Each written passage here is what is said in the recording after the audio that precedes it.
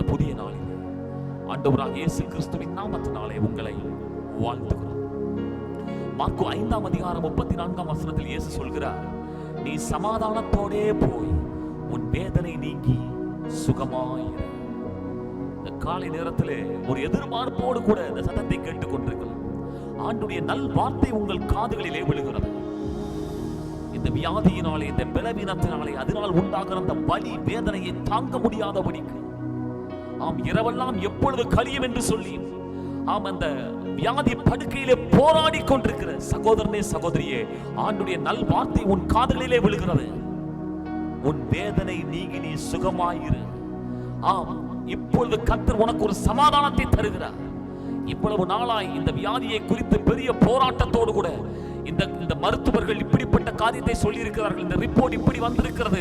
ஆண்டுடைய வல்லமை, சுகமளிக்கிற வல்லமை இந்த காலை வேளையில எல்லா விதமான மருத்துவத்தின் ரிப்போர்ட்டையும் அவர் கிறுக்கி போடுகிறார். ஆண்டவர் சொல்லுகிறார், உன் வேதனை நீங்கி நீ சுகமாயிரு.